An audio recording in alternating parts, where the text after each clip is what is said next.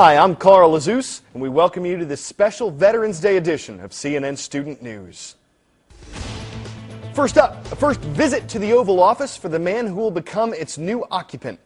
After an election, the current U.S. president traditionally invites the president-elect to the White House. Yesterday, President George W. Bush continued that tradition, hosting President-elect Barack Obama. The meeting marked Mr. Obama's first time in the Oval Office, but this wasn't just a ceremonial get-together. The two leaders were expected to discuss a broad range of issues, including the economy, national security, the war in Iraq. Instead of making a public statement afterward, though, an aide says the president and president-elect decided to, quote, let the pictures speak for themselves.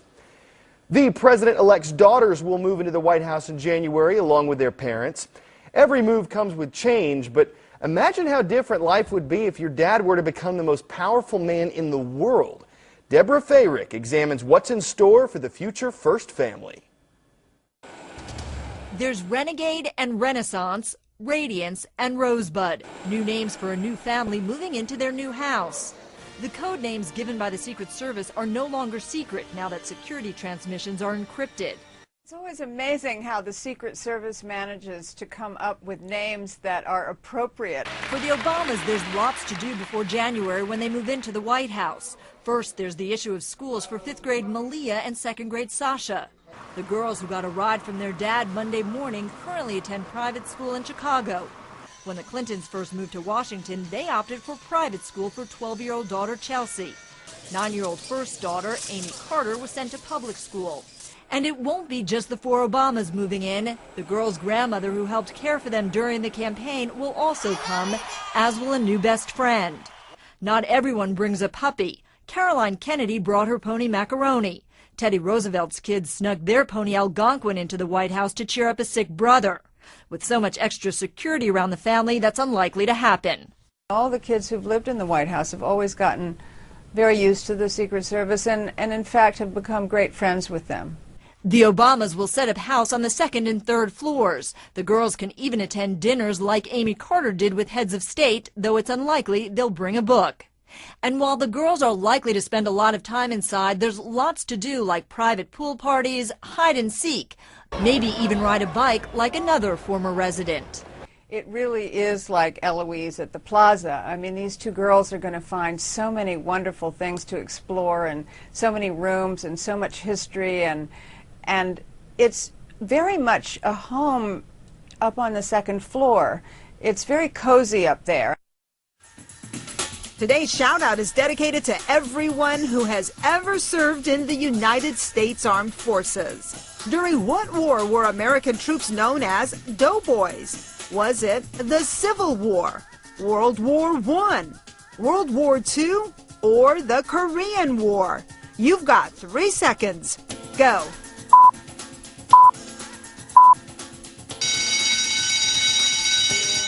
According to one theory, the buttons on World War I infantry uniforms look like dumplings made from dough, hence the term doughboy. That's your answer, and that's your shout-out.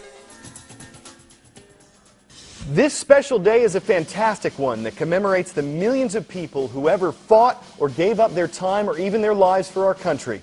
The words of Ben honoring America's veterans. Danny's uncle is in the military, so he always calls him to honor him for serving our country. Natasha says we should give veterans a speech about how thankful we are that they are or were serving our country. Nahar, or Nihar, hopes that people all over the U.S. will do at least one thing nice for this Veterans Day. And JoJo plans to spend time with war veterans at a nursing home, saying it's a great way to serve my country and the people who've served us. Well, we also salute America's veterans, beginning with this report about how today's holiday got started.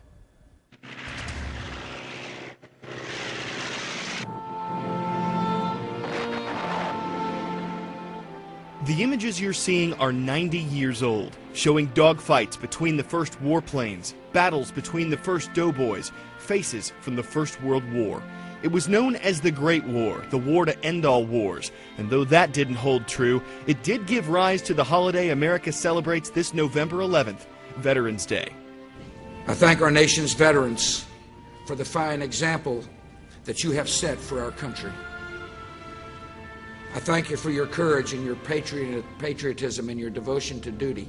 This particular date was chosen because it was on the 11th hour of the 11th day of the 11th month in 1918 that the armistice was signed, ending World War I.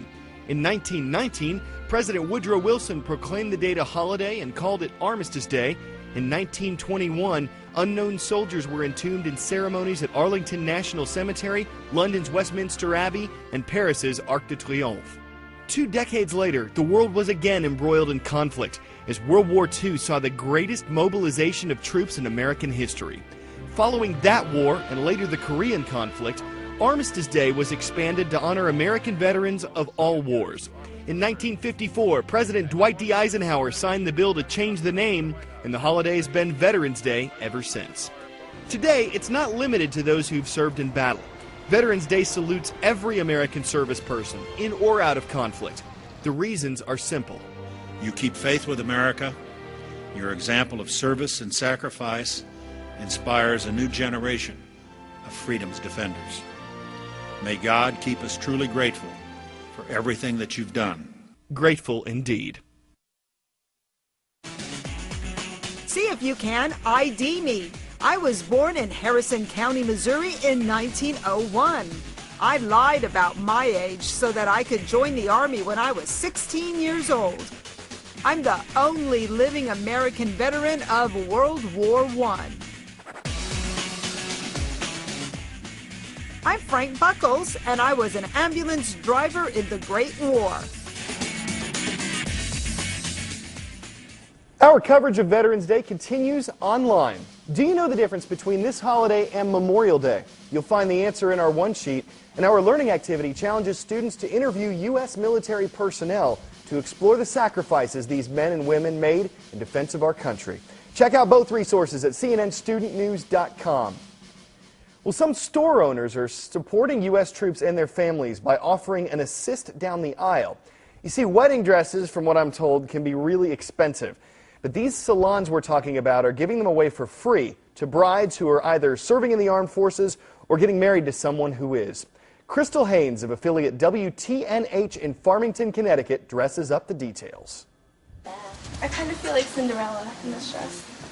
For Melissa Metzger, today has been a long time in the making. I've been dreaming about my wedding day since I was 6 years old, so I pretty much have everything planned out, and I want it to just be intimate, and like with him, it's going to be perfect no matter what. Especially when her fiancé is home safe from Iraq and at the end of the wedding aisle as she walks down in her free bridal gown donated by Stylish Impressions in Farmington. Do you know if she wants white or ivory?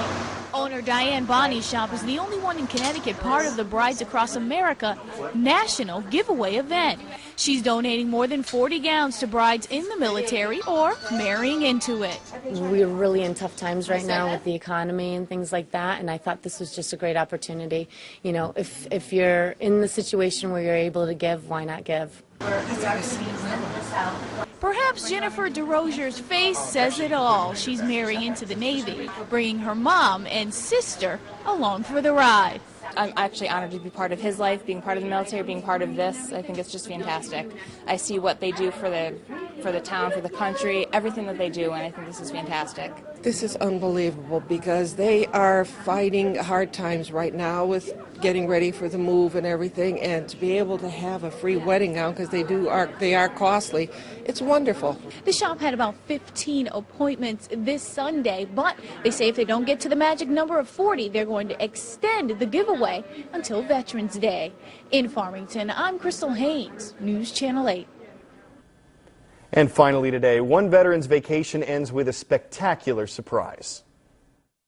I was almost a blank slate. All I just could think was, thank God, and my wife is going to love this. Well, who wouldn't love this kind of welcome home party, especially when it includes an extreme makeover for your house? Contractors and volunteers came together to remodel Staff Sergeant Robert Tolan's home while he and his family were out of town. Tolan is battling cancer, and the remarkable renovations will help him meet his medical needs. Well, that'll wrap up this special edition of CNN Student News. Please be sure to thank any veterans you see today and have a very happy Veterans Day.